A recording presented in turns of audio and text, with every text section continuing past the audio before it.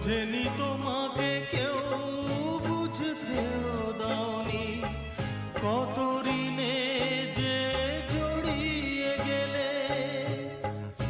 আজকের শিল্পীরা